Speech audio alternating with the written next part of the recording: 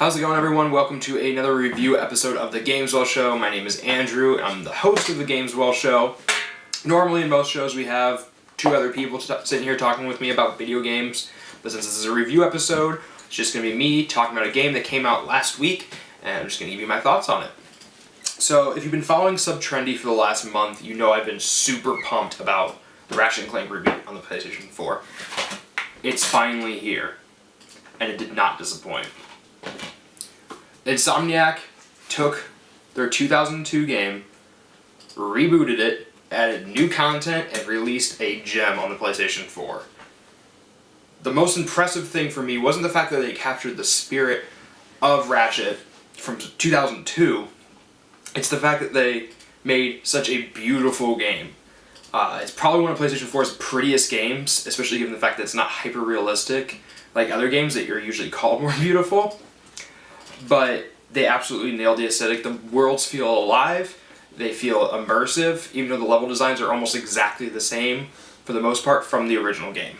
So it wouldn't be a Ratchet and Clank game without crazy weapons, including a lot of fan favorites like Mr. Zircon, the Sheepinator, crazy missile launchers, the Groovatron, all these things that make the game fun when it comes to the combat.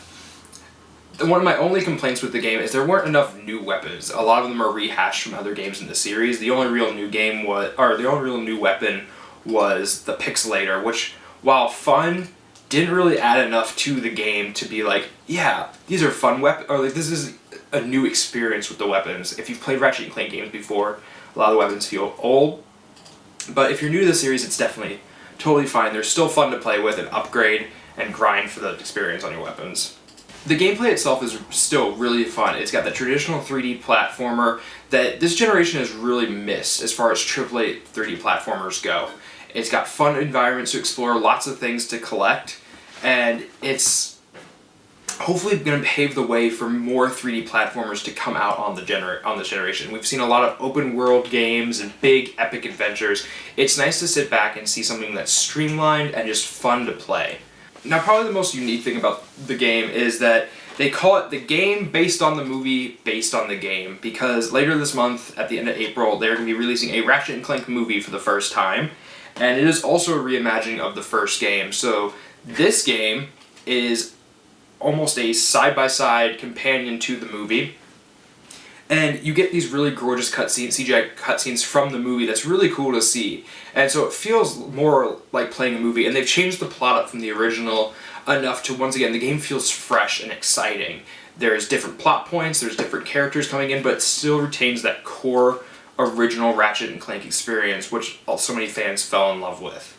Aside from the weapons sometimes feeling a little stale if you're familiar with the series, the only other really big complaint I had with the game was sometimes boxes would just disappear. Crates contain ammo and money for you to collect to upgrade your weapons, and sometimes you'd see them, and if you turned the camera slightly, they would just be gone, but if you turn the camera back, they would pop back up, and you couldn't hit them when they were gone. So it's just one of those really weird things that they could probably end up patching later on, but at launch was really annoying. It didn't happen super often, so it wasn't game-breaking, but it was just like, it pulled you out of the experience a little bit.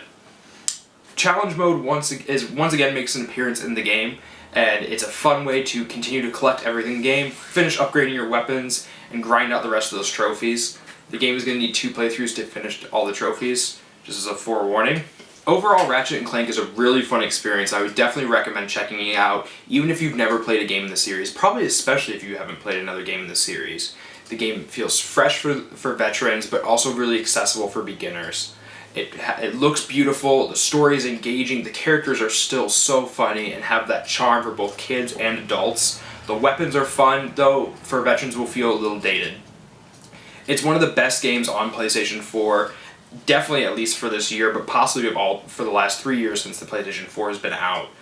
If you like 3D platformers, definitely go pick it up. Encourage developers to keep making games like this, because we haven't seen that many lately. We've seen a lot of open world epic games. Let's show them that we want 3D platformers. If you've grown up on Crash and Spyro, you're gonna love this. Definitely recommend it. I absolutely loved it. Make sure to like, subscribe, and comment on the video. Let me know what you think of Ratchet and Clank. Have you picked it up yet? Are you waiting? Are you too busy with Dark Souls like Dan probably is? And also check out the website at subtrendy.com. Check out the articles we post every day. You You can have your latest geek and nerd news delivered to you. And check us out on Facebook, where we'll post those articles up and link you right to them. And give us a like on there. Thank you so much for watching. We'll have another episode of the Gameswell Show up next Thursday and every Thursday after that by 7 p.m. just for you. Thanks for watching. Have a great day. Oh, doggy is wanting to... Oh, you know what? He jumped down. I don't even care. Bye, dog. Can't get me. So, round 2 of running past these pot fools.